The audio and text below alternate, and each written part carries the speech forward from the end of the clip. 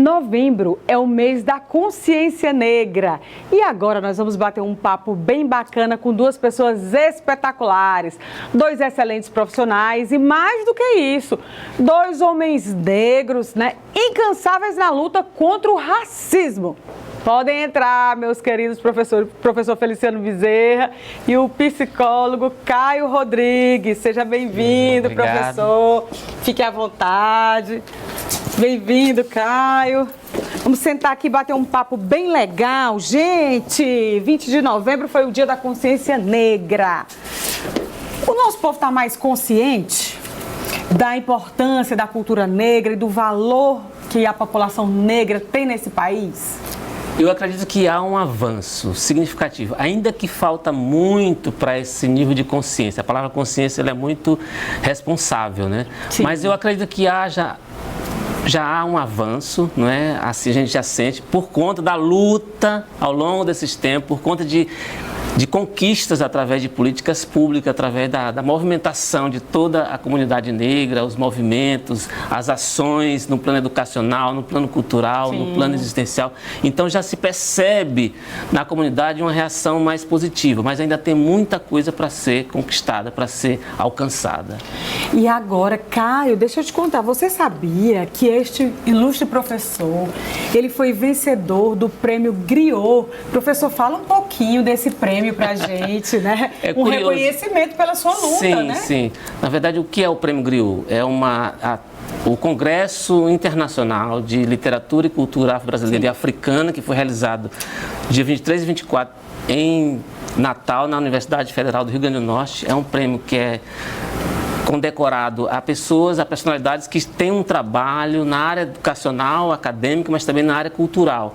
Então, no meu caso, foi um reconhecimento pelas duas ações, né? Tanto no plano educacional, da reflexão, né, da pesquisa, quanto também no plano da expressão artística, no caso do meu trabalho com canção popular afro-brasileira.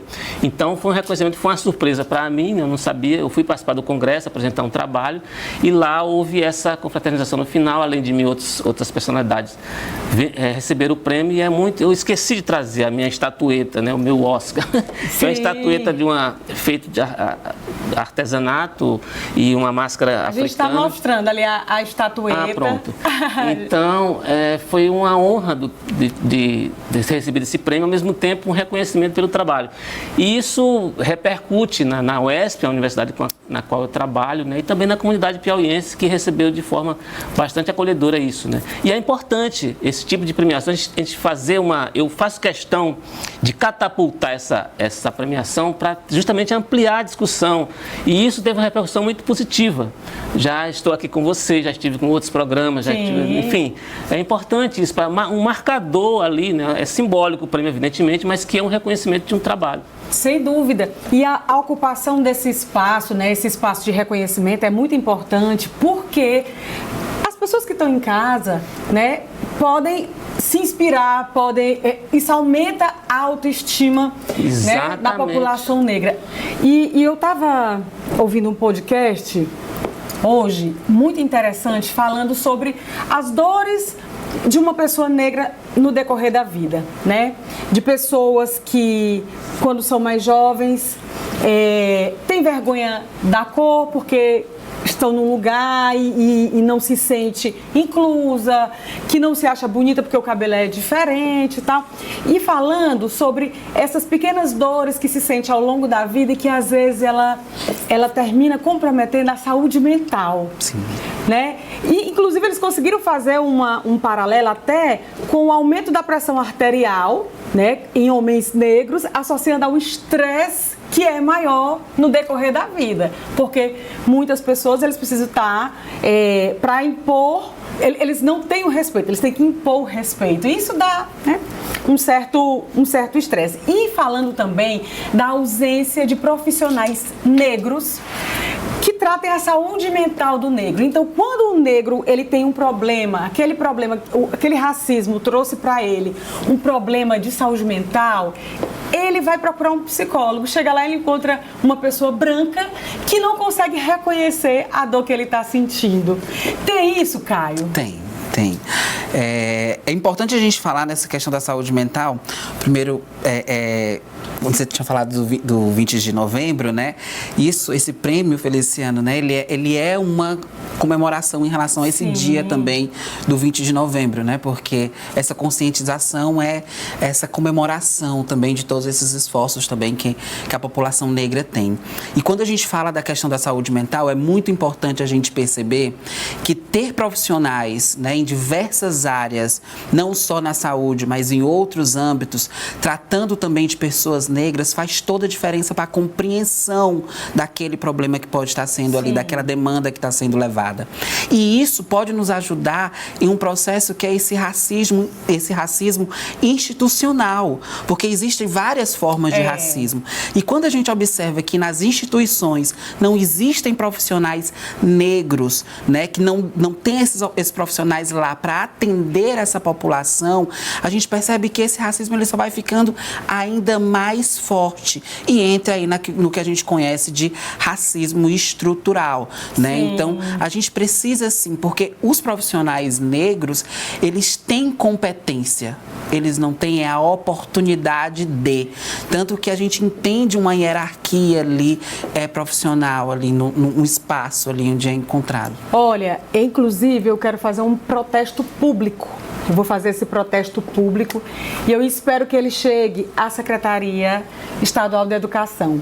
Eu queria trazer para cá hoje, eu queria falar um pouco de uma cartilha de educação antirracista que a Secretaria de Educação lançou.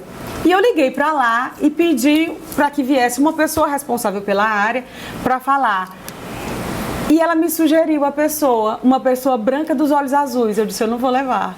Não vou levar, porque para mim o sentimento é como se eu fosse falar do fim do machismo e viesse um homem aqui representar a dor das mulheres. Então, Seduc, eu gostaria muito de falar da cartilha antirracista, mas com um negro aqui apresentando. Com a loura dos olhos azuis não vai rolar. Isso é um dado sintomático da representatividade, né? Porque a gente não pode abrir mão disso, porque realmente a invisibilidade, a forma da ausência da voz negra passa por esses parâmetros. As instituições não se atentam para esse fato da representatividade. E aí acontecem essas coisas incongruentes, não é? Certa vez perguntaram ao Milton Santos, um grande geógrafo, não é? Intelectual renomado do Brasil, perguntaram assim, é difícil ser intelectual negro no Brasil? Ele disse assim, é difícil ser negro no Brasil. Quer dizer, antes de qualquer coisa, né? Porque, enfim, porque a gente está sempre preso às armadilhas do autofavorecimento, as pessoas que tem que ser, cada um tem o seu espaço, todo mundo tem as mesmas 24 horas, tem uns argumentos totalmente absurdos, né? Para que não haja esse pertencimento maior, essa presença maior, essa representatividade maior. Isso é um exemplo muito corriqueiro. E quando se tenta colocar esses profissionais, né, é questionado a sua competência, né, porque é muito ali desse racismo que está ali entranhado na nossa sociedade, porque é muito fácil a gente dizer, não tem racismo, não existe esse racismo, eu não sou racista. As pessoas dizem isso, mas ele é muito além do que a gente possa compreender, né? O racismo, ele não vai ali só dessa forma, desse racismo individual, que é essa violência direta, onde a gente profere ali palavras ali de ofensas ou uma violência física. Ele tem toda uma dinâmica que é muito ali sutil em alguns momentos e a gente não percebe se a gente não tiver atento, se a gente não tiver o que a gente fala de letramento racial ali, que é um processo que é preciso se ter, não só os negros, mas a sociedade de uma forma geral, né? A comunidade de uma forma geral, para tentar fazer realmente esse combate ali direto. O que é esse letramento? Como é que ele poderia ser implantado, né, para que a gente tivesse uma sociedade em que valorizasse mais e que enxergasse, gente, no Brasil não tem ninguém puro, aqui todo mundo tem sangue negro na veia, não tem para onde correr. Como é que seria esse letramento, professor? Um dado importante de uma política pública conquistada é a Lei 10.639, que obriga o ensino de literatura e cultura africana nas escolas. É uma conquista do movimento negro, de todas as comunidades negras, de todas as organizações, e finalmente se transformou em lei. Só que já tem 20 anos a lei e até é difícil a implantação, né? Quer dizer, nas escolas. Isso é uma forma também de a gente romper com essa tradição da história oficial, da historiografia oficial, onde a invisibilidade do negro, o negro é um subalternizado. Então, isso entra também com uma proposta de letramento, fazer com que as novas gerações também conheçam, não conheçam apenas a história da Europa, as crianças aprendem, os fenícios aprendem, né, como foram os europeus todos, mas não sabem nada da África. Então, como o Brasil tem uma formação identitária nitidamente com a herança africana, então isso passa. Um dos aspectos do letramento, do ponto de vista de política pública, é essa lei que é importante. E no mais são as atividades todas, por exemplo, estarmos aqui com essa voz, duas vozes negras aqui, passa por esse processo de aproveitar as efemérides, no caso, o 20 de novembro, para os espaços todos serem ocupados, né? E, enfim, isso é letramento e a própria ação política, né, também favorece esse letramento, né? E esse letramento, ele não tenta, a intenção dele é fazer com que as pessoas eles conheçam de fato, né? Não negar a existência do racismo. É um dos primeiros pontos. Existe sim, e a gente precisa reconhecer que existe para que a gente possa combater. Porque a partir do momento que a gente nega isso, a gente não vai compreender nunca toda a violência que esse processo ele causa.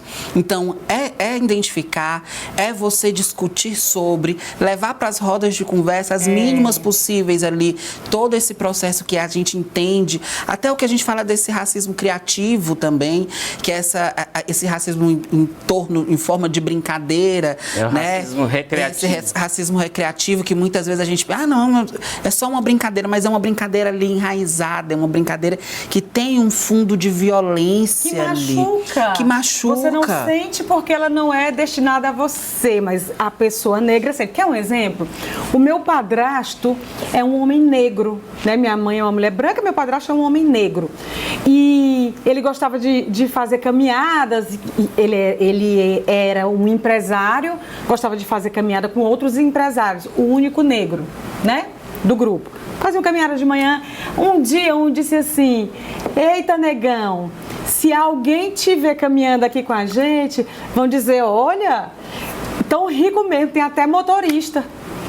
Ou segurança.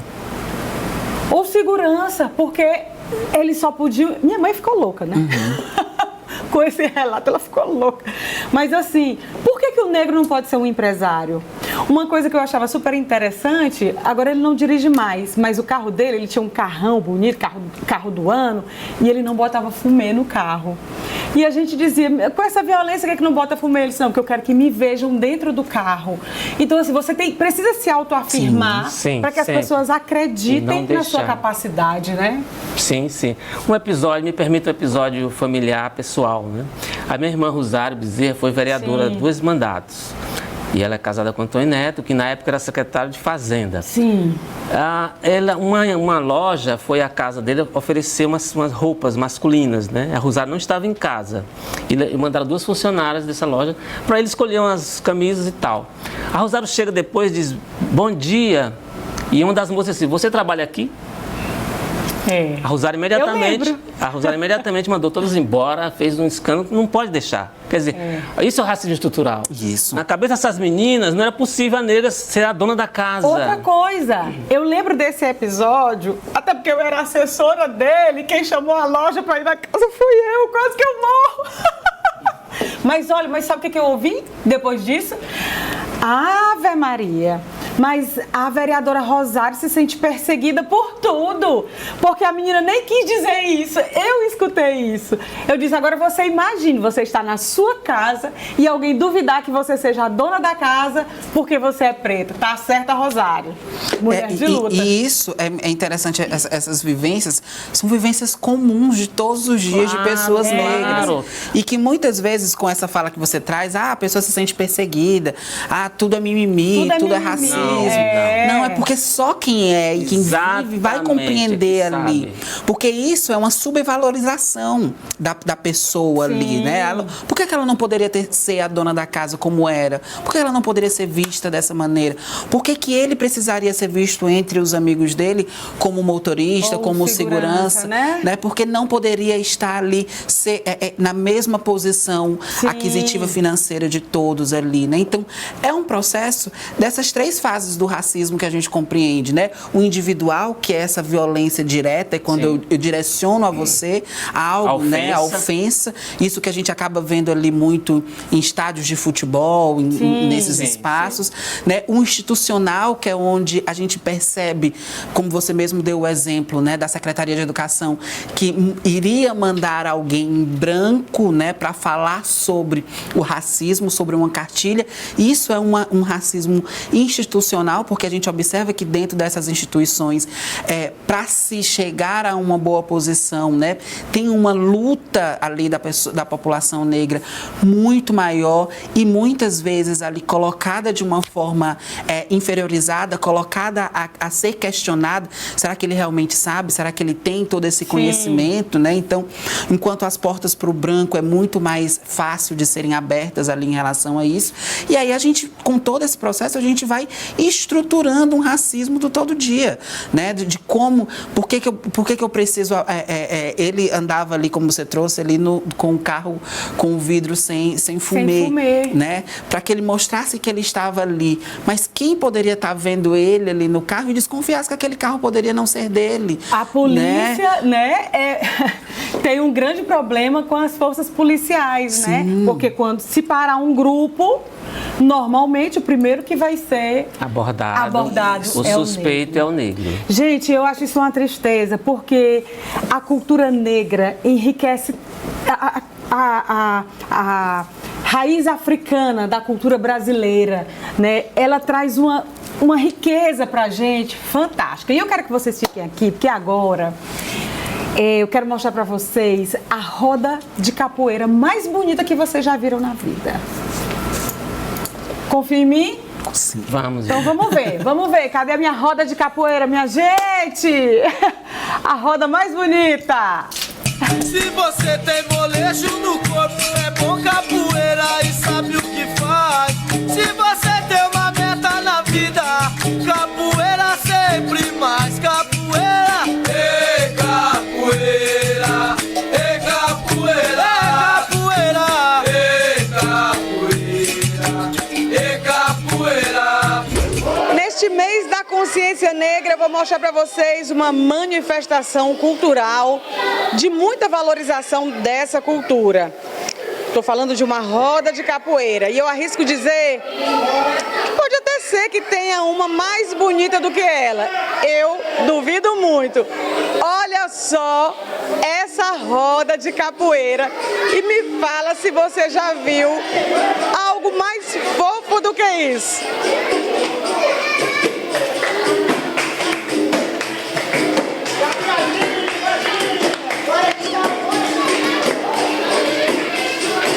Eles têm entre 2 e 4 anos e, apesar da pouca idade, já tem o gingado mais bonito do planeta.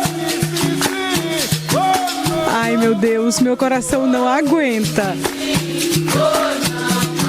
Há 7 anos, o projeto ABC da Capoeira, comandado pelo mestre Zudu, trouxe um pouco da cultura afro-brasileira para dentro dessa escola infantil, explorando a dança, a luta, a música e o lúdico, em uma aula que é esperada a semana toda.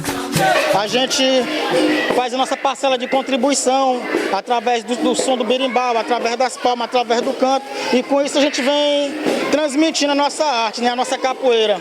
Que benefício você consegue ver que a capoeira proporciona para essas crianças? Aqui, além deles aprenderem a ter a união, né, e aprenderem muito da nossa arte, eles têm de benefício a coordenação motora, eles aprendem o canto, eles aprendem a palma, né, e aí são vários benefícios, né. Agora me fale uma coisa, será que existe uma turma de capoeira mais bonita do que essa? Eu acho que não existe não, olha isso aqui. Isso aqui é gostoso demais. Não vai mais ter capoeira na escola, vocês vão deixar? Não! Quem aqui sabe gingar, levanta a mão! Paranauê! Olha, faz de conta aqui só nas histórias infantis, porque na aula de capoeira os movimentos são de verdade. Olha aí a ponte, olha a tromba do elefante. E apesar de pequenos, os capoeiristas são tão bons que dão até aula para a desajeitada da tia da TV. E é em meio a essa folia que as professoras aproveitam para ensinar muitas outras habilidades. É uma alegria para nós, né, podermos oportunizar essas crianças mais essa atividade. Então, nesse dia, né, que é a quinta-feira, uma vez por semana, né, que a gente tem essa alegria de ter a capoeira, de ter esse gingado, essa música, sempre interligado com as temáticas que a gente trabalha, né. Então, nesse período a gente leva um pouco mais para a consciência negra, para essa questão, né, de nos gostarmos, de nos apreciarmos, mas ao longo dos dias, do ano, a gente sempre procura, trazendo as músicas, né, trazendo a questão da motricidade, da dança. Então é sempre muito integrado o nosso trabalho. E como é que é a aceitação deles nesse momento? É uma alegria geral. É uma alegria geral. Então, sempre no dia da capoeira, eles já chegam animados com a roupa tudo na sacola, porque a capoeira no período da tarde, né, a gente recebe as crianças pela manhã. Então já chega de manhã todo mundo animado. Trouxeram a roupa da capoeira, ó. É uma alegria só.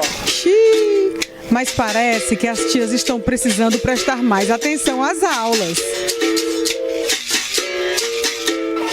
Pessoal, o gingado das crianças é maravilhoso, a gente já viu que elas aprenderam tudo. Agora, as tias, eu acho que elas vão ficar de recuperação na capoeira.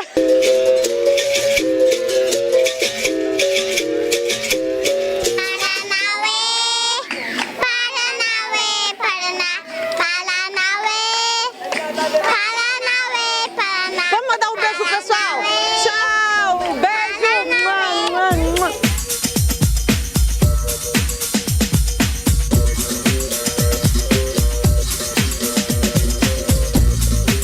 Gostaram? Maravilha. Já tinha uma graça. visto Não. uma mais bonita? Não, Isso realmente é interessante, porque a memória deles vai ficar alguma coisa, né, na infância, fixa. Essa referência é muito importante, educativamente, né? Isso faz parte de um letramento, trazer essa informação cultural, né, na mais tenra idade. Muito interessante. É isso, minha gente. Olha, eu gostei tanto de ter vocês aqui comigo. Quero dizer que essa casa aqui é de vocês. Para nós conversarmos sobre esses e sobre outros assuntos, né? Claro. Porque os profissionais negros também não podem ser vistos só como representantes do Dia da Consciência Negra, por exemplo. Claro que não. Isso né? é mais uma simbologia. A vida inteira precisamos ter representatividade, né? Exatamente. E você, Caio, como terapeuta, né? Você gosta de... Tem uma diferença do terapeuta negro quando atende um cliente negro ou quando atende um cliente branco? Posso dizer que tem por conta do reconhecimento. Da ali, identidade. Né? Dessa identidade. Eu trabalho num hospital aqui, né? Fazendo essa parte clínica e...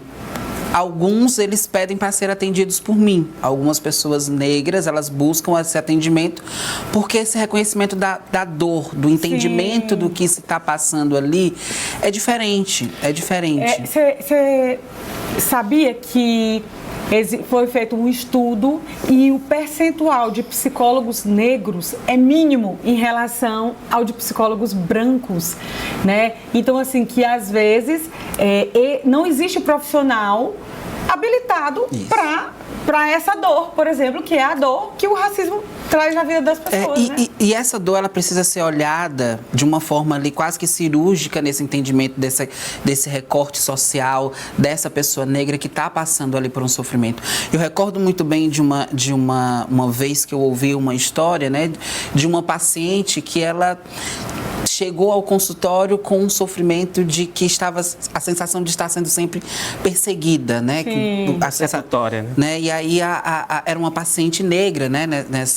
Nos estudos de caso a gente estava falando e ela foi atendida por uma psicóloga branca. E aí logo essa psicóloga branca deu um jeito de colocar ela dentro de um processo de CID, né? De colocar ali dentro dessa patologia, o que ela poderia ter, um processo esquizofrênico, uma dissociação ali. E aí ela foi procurar outros profissionais, até que ela encontrou uma profissional negra para fazer esse acompanhamento. E, na verdade, o que ela falava desse processo de se sentir perseguida era pelo processo histórico dela.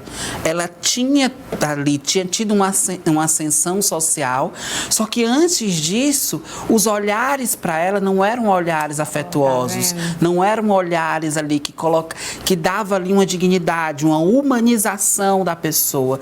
E aí, quando ela começa as pessoas a tratarem de uma forma diferente, né, por conta da sua posição, da sua nova posição, ela sentia ali que aquilo não era real, não era verdadeiro. E a sensação que ela tinha era que aqueles olhares estavam de fato ali perseguindo ela, mas de uma forma negativa. Não era nada ali voltado a um CID, a um transtorno maior, mais severo, mas era uma visão que ela estava tendo por conta do histórico, do social, que a pessoa negra tem ali, né? Inclusive, nosso tempo está acabando, mas eu não consigo parar de falar, Michele, desculpa. Inclusive, você falando aí na questão do CID, né, que ele está falando aqui de enquadramento como uma doença. Eu estava ouvindo um material falando sobre Lima Barreto, o grande escritor negro Lima Barreto, que foi internado várias vezes, né, em um hospício. E aí tem uma interpretação, existe uma interpretação que diz que tem um trecho de um dos livros dele que ele diz que quando ele viu aquele pátio do hospício, ele nunca tinha visto nada tão negro como no sentido de opressão, e no sentido da quantidade de pessoas negras que estavam lá. Então, o que a sociedade da época fazia? Quando eles não conseguiam prender porque cometeram um crime, internava para tirar de circulação da mesma forma. E, infelizmente, ainda é uma grande realidade. Por isso que a gente precisa de políticas públicas efetivas. Eu olhando esse vídeo das crianças ali na capoeira, a gente precisa também de crianças, de educação ali, educação infantil e básica, que quebre todo esse processo. Porque a gente ainda a maior quantidade de as pessoas negras ainda estão ali tomando maior parte do público carcerário. As pessoas, hoje a gente, graças a Deus, tem uma luta antimanicomial, então a gente não tem essas casas ali que geravam sofrimento, mas ainda são pessoas que entram num processo de depressão, ansiedade, de sofrimento mental ali, de uma forma severa por conta dessa estrutura social que se é mantida ali por anos e que sempre tem essa população ali como uma população que está sempre à mercê, ao escanteio ali de algo que possa ser positivo. Outra coisa importante, outra política pública importante, conquistada com muita luta, é a política de cotas raciais. Isso aí amplia muito o ambiente universitário, de onde eu trabalho mais acentuadamente. Você sente a presença por conta das cotas públicas. Recentemente saiu uma estatística, você falou um pouco, que, por exemplo, no curso de medicina no Brasil, nos cursos, há 3,5% de negros presentes. Isso nas escolas públicas. Nas privadas, esse índice fica mais grave ainda, né? Então, assim, a política de cotas tem tido resultado. Essa semana teve um episódio racista, não sei se vocês acompanharam, um torneio de handball das escolas da PUC contra a USP, né? Que eles ficaram dizendo que eram cotistas, enfim. É uma coisa assim absurda. Hoje tem legislação, né? Quer dizer, foram enquadrados no crime de racismo, etc. Então, isso é importante, não podemos deixar que isso passe. Então, essas ações, esses resultados de ações que se transformam em políticas públicas, transformam em legislação, são fundamentais e devem avançar cada vez mais e devem se sofisticar para que esse quadro de racismo estrutural tenda a desaparecer. Não? Gente, e nessa hora eu acabei de lembrar de quem? Da inesquecível Francisca Trindade, né? A nossa deputada federal negra, né? Que militava em favor da população negra e que, infelizmente, partiu muito precocemente. Quero dizer para vocês que eu agradeço demais a presença, tá? Mais uma vez, a casa é de vocês.